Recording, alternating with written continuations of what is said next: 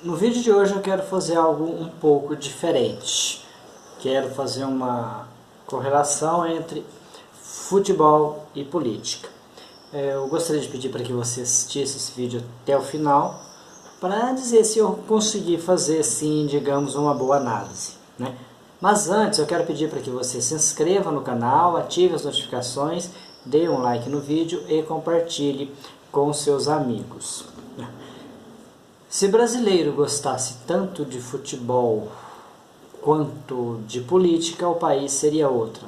Melhor dizendo, se o brasileiro se interessasse tanto por política como se interessa por futebol, o país seria outro. A frase não é minha, ela foi dita por Paulo Francis ali no início dos anos 90. Paulo Francis morreu, se não me engano, no início ali do ano de 1997. E hoje, bom, é bom lembrar o contexto ali em que ele disse essa frase. Naquela época o brasileiro era, e ainda é, né, muito apaixonado por futebol. O interesse era total pelo futebol. O brasileiro sabia de cor a escalação da seleção brasileira e do seu time do coração, né? Isso continua parecido. O brasileiro ainda gosta muito de futebol, embora esse interesse tenha caído um pouco. E o brasileiro começou agora a gostar também de política, a ter gosto pela política. Mas ao contrário do que nós imaginávamos, né, Paulo Francis e eu que concordava com ele, não que eu tivesse tido esse pensamento, né, eu fui ali como que nome que eu poderia dar, né, um nome pejorativo, assim, um parasita ali, que acompanhei as ideias dele. E nós estávamos enganados, porque esse interesse pela política parece que muda muita coisa. Talvez até piore, a verdade é essa. Por quê? Porque o brasileiro passou a gostar de política, né? A grande maioria dos brasileiros passaram a gostar de política, como gosta do futebol. Aliás, eu nem sei se essa é uma característica única, exclusiva do brasileiro, não. Talvez fora daqui também aconteça algo semelhante. Gostar de política como se gosta do futebol. Eu vejo que isso é um erro. Por quê? Porque uma coisa é uma coisa, outra coisa é outra coisa. Essa frase também veio do futebol. Desculpe aí o autor, eu não lembro para citá-lo aqui. A conclusão, a pessoa se interessou por política, mas aí ele tem aquilo ali no formato do futebol, ou seja, o partido político seria o time do coração e o líder do partido seria aquele ídolo, seria o craque do time, né? É mais ou menos assim. E eu não sei se vocês perceberam, né? As pessoas podem até não gostar do que eu vou dizer aqui, mas me parece que é um fato, me parece que é verdade, é o seguinte: dificilmente você vê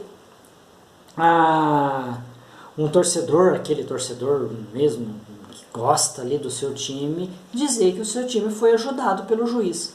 Pelo contrário, ele diz que o time dele é sempre prejudicado. E quando acontece aí de ter que assume, nossa, nessa partida o juiz nos deu uma força. Até existe gente que fala isso, mas já fala de uma forma a justificar aquela ajuda. Mas nosso time é tão prejudicado que uma ajudinha ali de vez em quando não atrapalha, é até justo, né? Ou seja, justifica-se o erro. E na política isso não é novo, tá, gente? Eu estou fazendo esse vídeo agora, nesse momento, porque eu não estava com o meu canal muito em atividade no passado, mas esse vídeo valeria por passado também, tá? Então não é a de hoje, agora, que nós estamos com esse comportamento, não. Esse comportamento ele já vem ganhando força no passado e a cada dia que passa ele aumenta. Então, assim como no futebol, onde as pessoas dificilmente consideram que o seu time foi auxiliado, na política não acontece coisa muito diferente.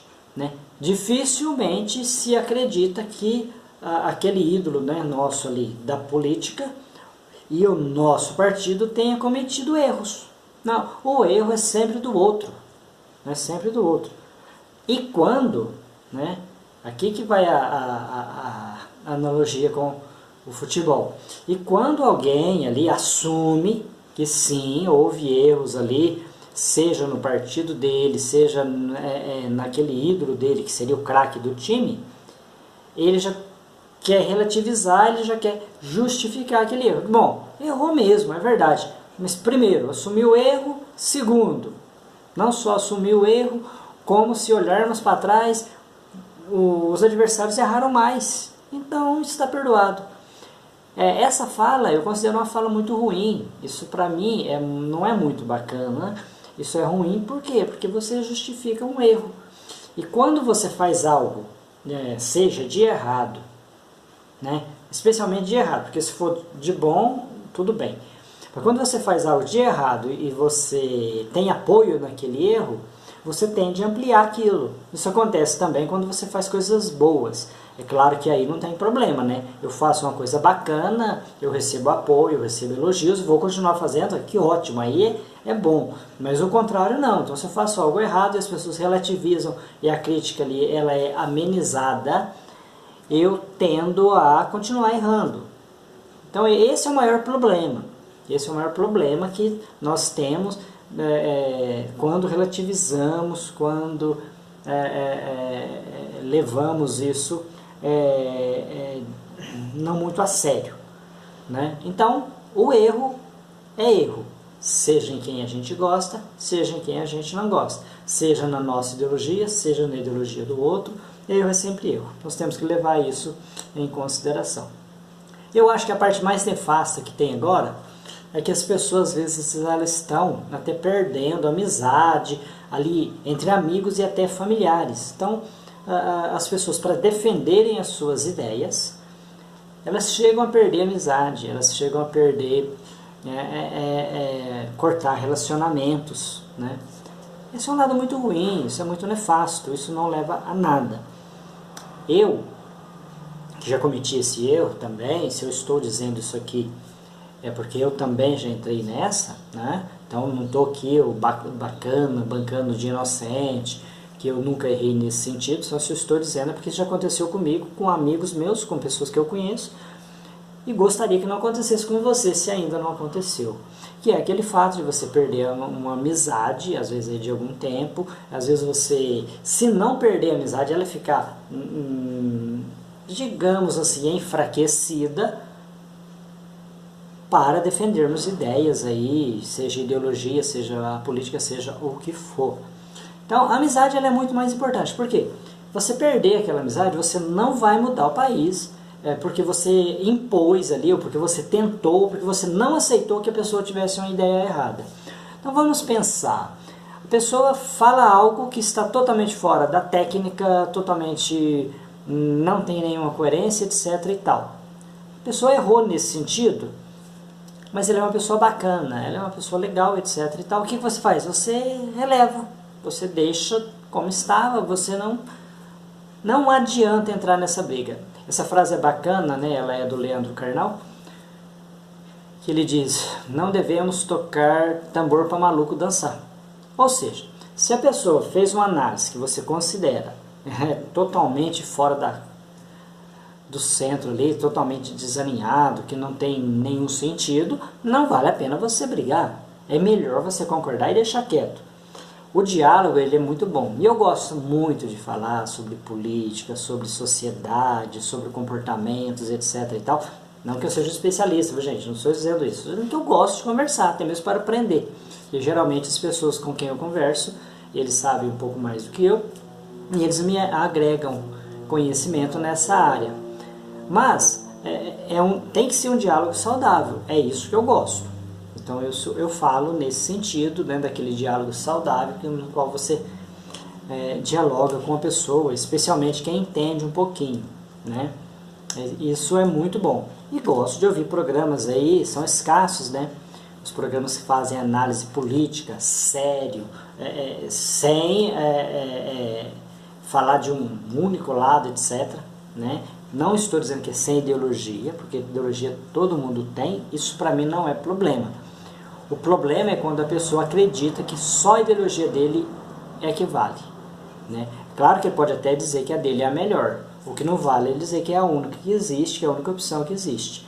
Quando você conversar com esse tipo de gente, eu diria que a melhor coisa a fazer é deixar a pessoa falar, você concordar e o assunto acaba.